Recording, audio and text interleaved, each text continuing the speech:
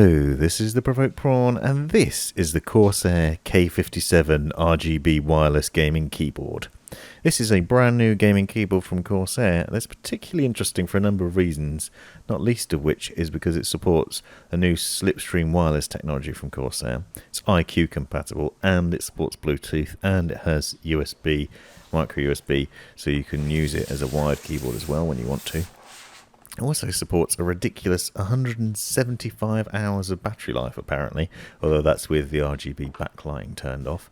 But you'll notice there are macro keys on it, dedicated multimedia keys. It also has Per-Key RGB illumination and a number of other cool facets that I'll talk through as I do this unboxing.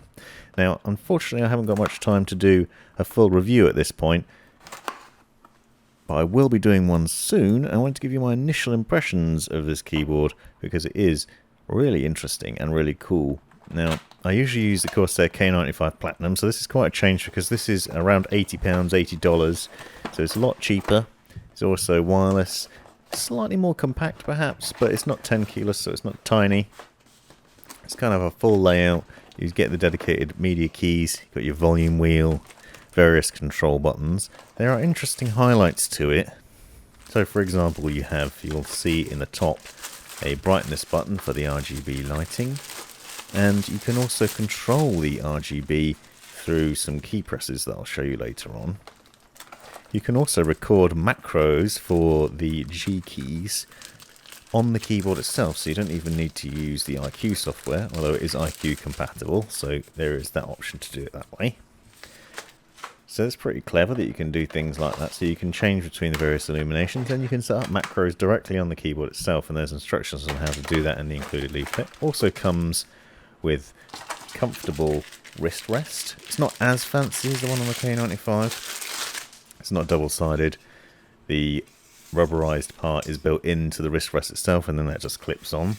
But it's fairly nice.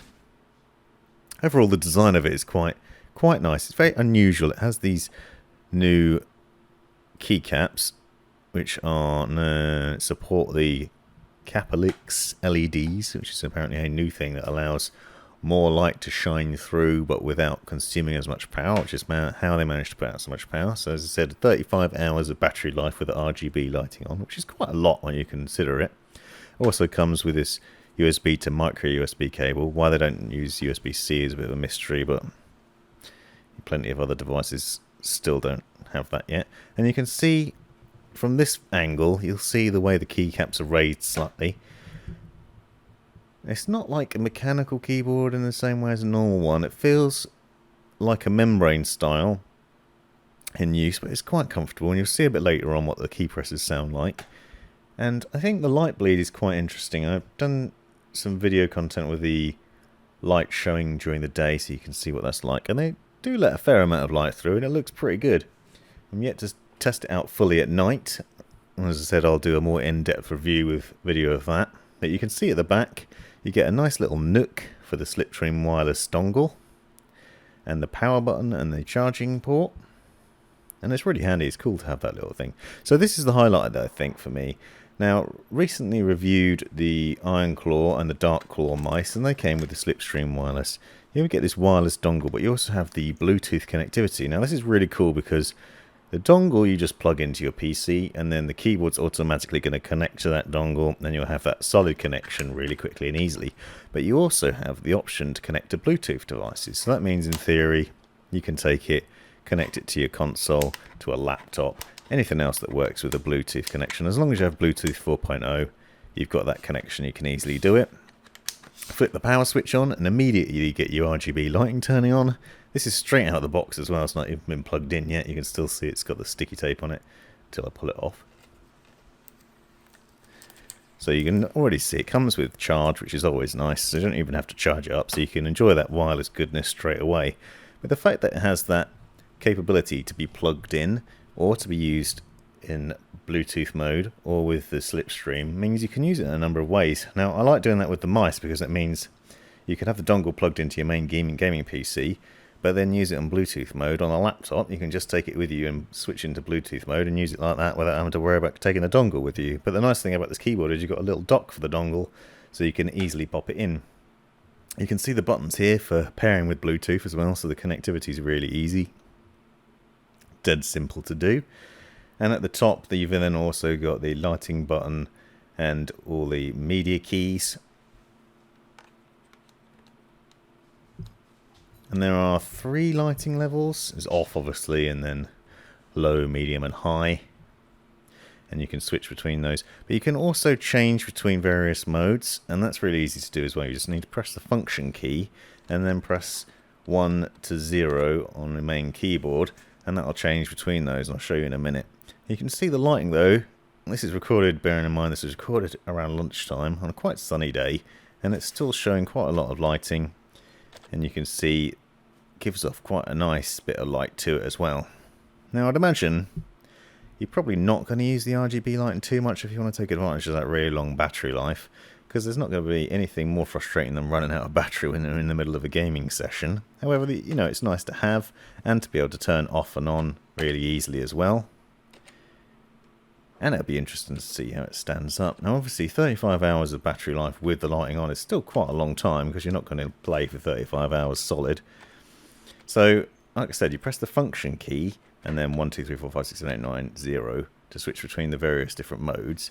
But you can also press the function key and then press the directional arrows to adjust the speed and direction of the various illuminations. So if you've got one, for example, that goes left to right, you can then make it go right to left instead, and you can, if you've got one that goes in a circle, you can make it go a bit faster, and you can adjust that. So it's dead easy to do. Here you can see how the wrist rest clips on, and that's got that nice textured rubberized surface to it. It's very much a Corsair keyboard, but it's wireless, which is fantastic. It's really great to be able to have desk clear of wires.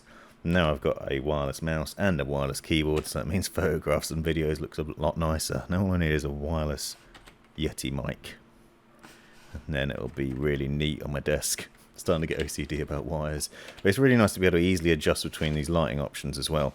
As I said, it's IQ compatible, so you can obviously dive into the IQ software, and because it's per key illumination, that means you can also adjust the keys individually.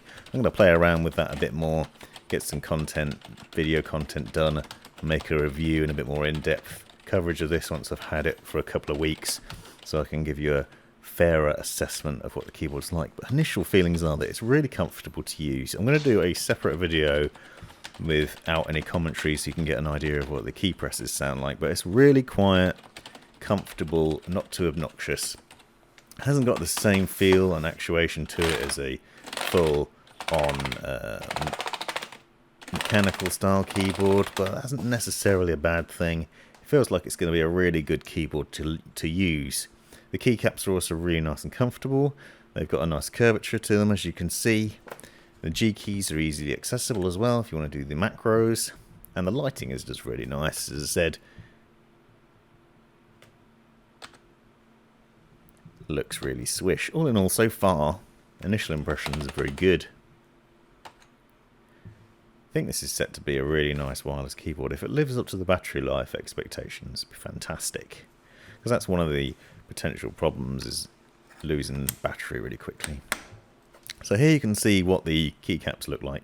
A bit more of a close-up of that, what they look like underneath. And you can see the design of it's quite interesting, because it has this sort of raised rubberized texture to it, which looks kind of similar to the splash-proof Corsair keyboard that I looked at a while back. But I don't think this is splash-proof or waterproof in any way. It's just got this sort of raised plastic housing around it, which perhaps helps with the RGB lighting, makes that stand out a bit more. I've seen similar designs with other keyboards. A few manufacturers starting to sort of experiment with this. Seems to be a way to try and get more RGB lighting without perhaps having as bright LEDs in there or something. Maybe it lets the bleed a bit better, and it ends up looking pretty good actually. Quite like the design in that way. It looks quite swanky.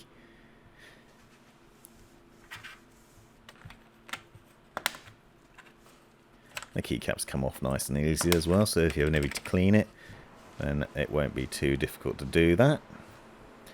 One thing I also really liked was immediately plug the dongle in, turn my PC on, turn the keyboard on, and immediately it was paired. There was no faffing around, absolutely no problems with it whatsoever, just worked. instantly first time. And then obviously you've got the Bluetooth connection if you want to connect. One thing of note is I just wanted to try, out of curiosity, to see whether the Corsair double shot keycaps would fit, and I'm sad to report they don't, which is a shame because this keyboard would have looked amazing with white keycaps on it. Worth noting though, slightly different style means those won't fit on the standard. The normal keycaps are very comfortable and very nice though. Just a shame, I'd love to see white keycaps on this keyboard, I think it would look mega. Anyway, this has been an unboxing and overview video. Hope you enjoyed it. Please let me know in the comments if you have any questions. And be sure to like, subscribe and come back for the review. Thanks for watching.